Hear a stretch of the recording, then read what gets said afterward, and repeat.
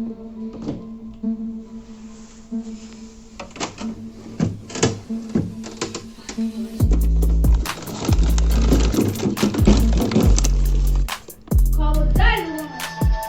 Viewers, আজকের এই French ফ্রাইটা হচ্ছে বাংলাদেশের অন্যতম একটা নামি দামি ব্র্যান্ড, সেটা হচ্ছে গোল্ডেন হারভেস্ট।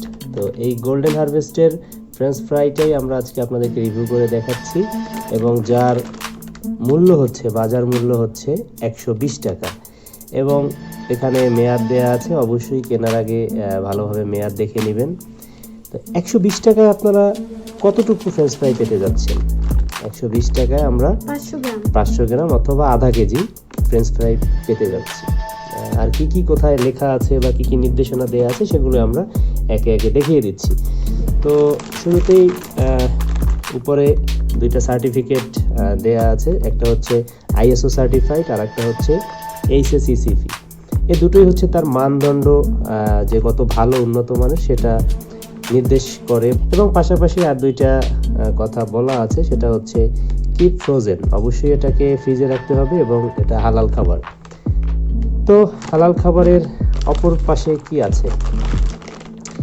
এই ফ্রেঞ্চ ফ্রাইটার কিছু নিয়মাবলী, কুকিং ইনস্ট্রাকশন দেওয়া আছে। আমরা এখন কুকিং ইনস্ট্রাকশনগুলো আমরা একে একে বলছি। প্রথমেই বলা আছে যে কুকিং ইনস্ট্রাকশনে bring out the product from the refrigerator, অবশ্যই রেফ্রিজারেটর থেকে বের করুন। এবং অবশ্যই বলা আছে do not thaw before cooking, এটা ফ্রিজ থেকে নামিয়ে গলিয়ে ফেলা, অর্থাৎ ফ্রিজ থেকে নামিয়ে বরফ থাকা অবস্থায় বা জমা থাকা অবস্থায় আপনাকে এটাকে ভাজতে হবে। মানে অনেকক্ষণ বের করে রাখা যাবে না, ফ্রিজ থেকে বের করে 2-3 মিনিট পরেই ভাজতে হবে। হ্যাঁ, সাধারণত আমরা যেটা কি করি যে ফ্রিজ থেকে নামিয়ে অনেকক্ষণ সেটা রেখে দেই গলানোর জন্য। এটা গলানো যাবে না, এটা বরফ থাকাকালীন অবস্থায় ভাজতে হবে, বা একদম নরম করে ফেলা যাবে না। তারপরে বলা আছে যে কড়াইটা অবশ্যই হিট করে নিন, preheat the pan to 160 to 70 degree. আচ্ছা, তারপর হচ্ছে ডিপ ফ্রাই, এটা অবশ্যই খুব ভালোভাবে ভাজতে হবে 6 থেকে 8 মিনিট, এবং বাদামি কালার বা সোনালি কালার হওয়ার পরে এটা নামিয়ে ফেলতে হবে। এবং আরেকটা ইনস্ট্রাকশন হচ্ছে remove fries and sprinkle with salt if desired, মানে আপনার যদি প্রয়োজন হয়, আপনার প্রয়োজন অনুসারে আপনি লবণ অ্যাড করে খান। এখানে কোয়ালিটি চেকের বিষয়টা ওই আগের সেই সার্টিফিকেট দুটোর কথা বলা হয়েছে। এখানে হচ্ছে ব্যাচ ডেট, যেগুলো অলরেডি আপনাদেরকে দেখিয়ে দিয়েছি, প্যাকেটের উপরেই দেয়া ছিল। এবং এখানে নিউট্রিশন ভ্যালু, আমাদের এই 500 গ্রামে কি কতটুকু ক্যালোরি আছে সেটা বলা আছে। এবং এখানে আরও দুইটা গুরুত্বপূর্ণ টিকমার্ক দেয়া আছে। তো প্রথমটা হচ্ছে নো প্রিজারভেটিভ। তা আমরা জানি যে এ ধরনের খাবারগুলোতে সাধারণত অনেক দিন রাখার জন্য প্রিজারভেটিভ দেয়া হয়, প্রিজার্ভ করে রাখার জন্য যা দেয়া হয় সেটাই প্রিজারভেটিভ। কিন্তু তারা দাবি করছে যে তাদের এই খাবারে কোনো প্রিজারভেটিভ নাই। আর একটা কি বলা আছে? একটা বলা আছে নো MSG। MSG মানে জানো কি?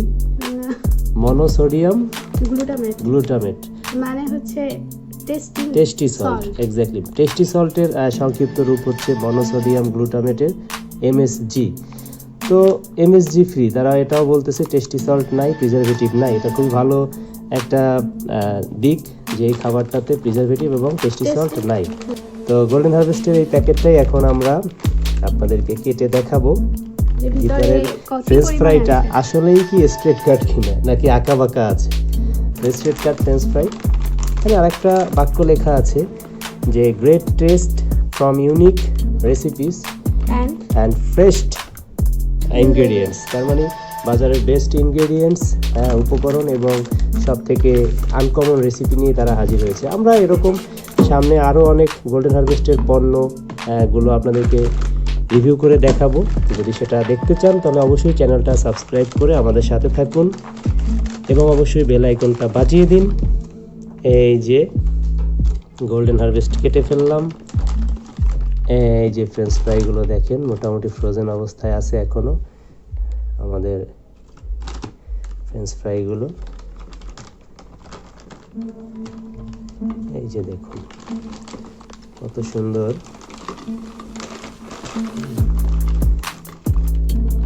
তো ভিউয়ার্স, দেখা গেল যে তারা কথা এবং কাজের সাথে মিল রেখেছে।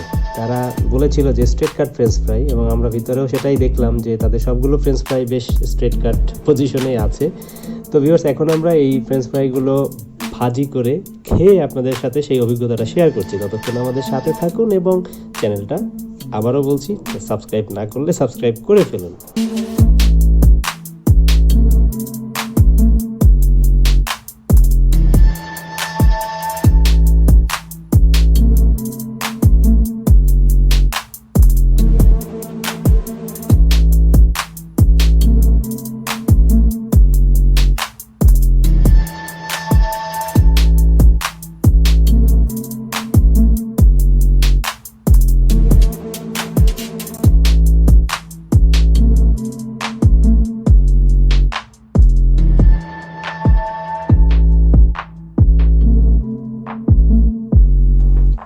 তো যেই কথা সেই কাজ, আমাদের ফ্রেঞ্চ ফ্রাই হয়ে গেল। তো দেখতে কিন্তু বেশ সুস্বাদু হয়েছে।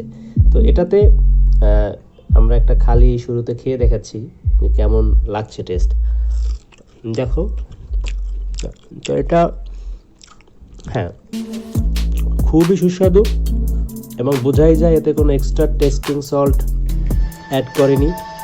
এবং মজার ব্যাপার হচ্ছে, তারা যে বলছে যে আপনারা একটু লবণ দিয়ে খাবেন, বলার কারণ আছে, এতে কোনো লবণ দেয়া নেই। তো অবশ্যই আমরা একটু হালকা বিট লবণ দিয়ে খাবো, যাতে লবণের স্বাদটা অন্তত বোঝা যায়।